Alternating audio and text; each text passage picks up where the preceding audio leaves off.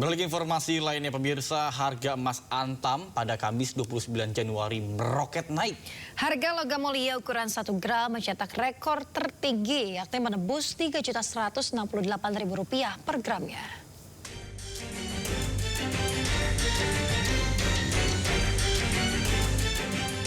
Harga emas Antam Kamis 29 Januari mengalami kenaikan sangat signifikan, yakni naik sebesar Rp165.000 per gram. Harga JA kini mencetak rekor tertinggi, yakni menembus Rp3.168.000 per gramnya.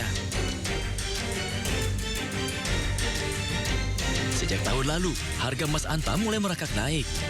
Kenaikan signifikan terjadi pada Oktober tahun lalu, di mana 1 gram logam mulia mencapai Rp2,3 juta lebih per gram. Awal tahun ini, kilo emas semakin tak terkejar. Sejak hari Rabu, 1 gram emas tembus Rp3 juta.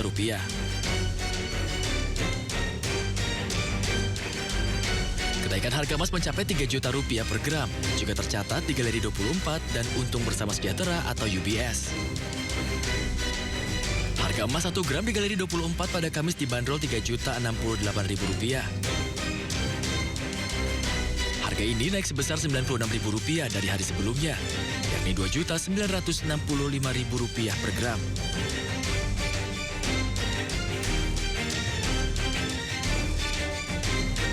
Sementara harga emas berdasarkan UBS per 1 gram ada di harga Rp3.136.000. Harga melonjak Rp119.000 dari hari sebelumnya, yakni sebesar Rp3.017.000 per gramnya.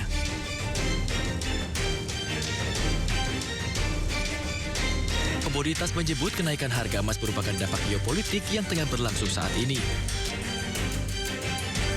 Kenaikan harga emas ini, menurut Anda apa faktor yang menyebabkan harga emas ini terus merangkak naik? Harga emas dunia ya merangkak naik, kemudian berdampak terhadap logam mulia. Karena saya melihat bahwa ada beberapa faktor yang mempengaruhi, ya salah satunya adalah faktor geopolitik, kemudian perang dagang. Sejumlah ekonom keuangan memprediksi harga emas dapat mencapai $10.000 Amerika Serikat atau Rp168 juta per troy ounce pada 2030 mendatang. Artinya, harga 1 gram emas bisa mencapai Rp5 juta pada tahun 2030 mendatang.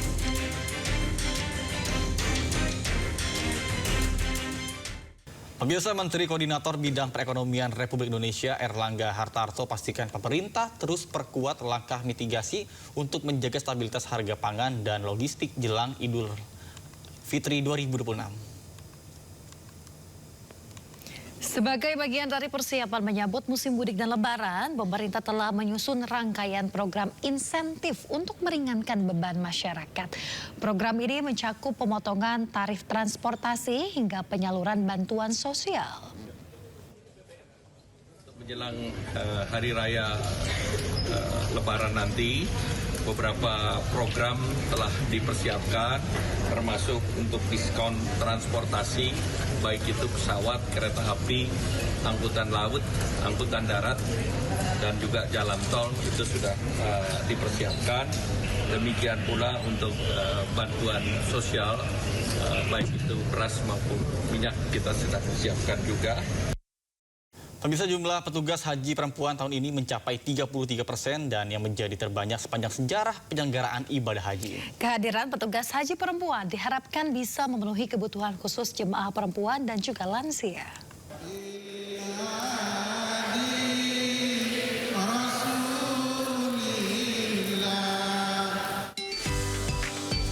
Menteri Pemberdayaan Perempuan dan Perlindungan Anak Arifatul Khoiri Fauzi berkunjung ke tempat pendidikan dan pelatihan calon petugas haji di Asrama Haji Pondok Gede, Jakarta.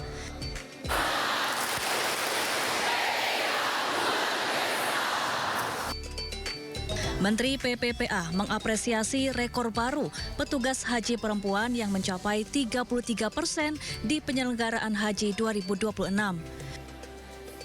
Angka ini menjadi yang tertinggi sepanjang sejarah penyelenggaraan ibadah haji. Waktu itu saya nawarnya sih mintanya 50%, tapi nampaknya belum bisa dipenuhi. Karena kalau kita lihat jumlah jamaah haji perempuan sekarang kan ada di 55,4% gitu. Alhamdulillah saat ini tahun ini ada 33% jamaah petugas haji perempuan. Ini jumlah terbesar selama sejarah penyelenggaraan haji di Indonesia.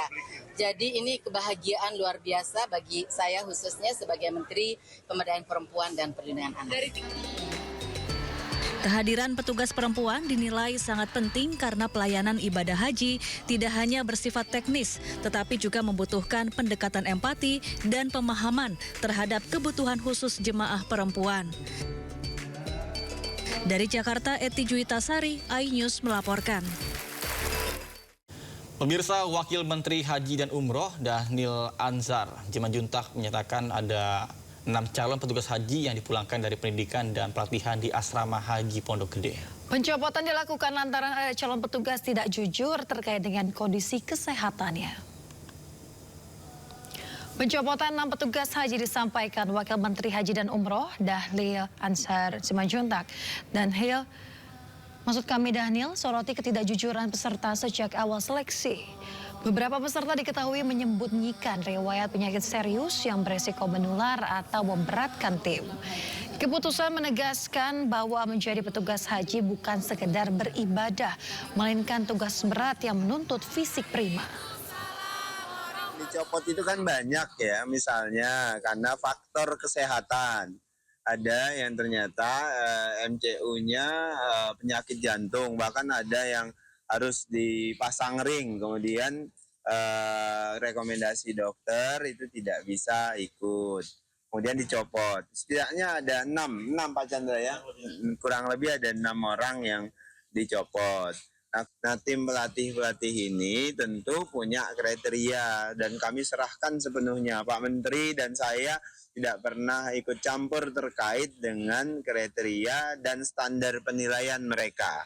Misalnya ya, kehadiran kan semuanya diharapkan full 100% bisa mengikuti. Kemudian kedisiplinan, kemudian ketertiban dan macam-macam. Pemirsa, selebgram asal Malaysia Aishar Khalid memberikan hadiah umroh kepada Sudrajat penjual es gabus. Sudrajat bersama istri rencananya akan berangkat umroh pada 6 Februari 2026.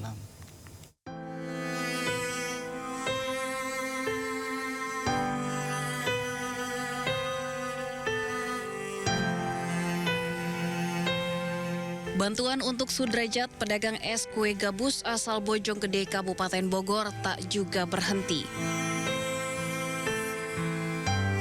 Terbaru influencer atau selebgram asal Malaysia Aishar Khalid memberikan hadiah umroh kepada Sudrajat.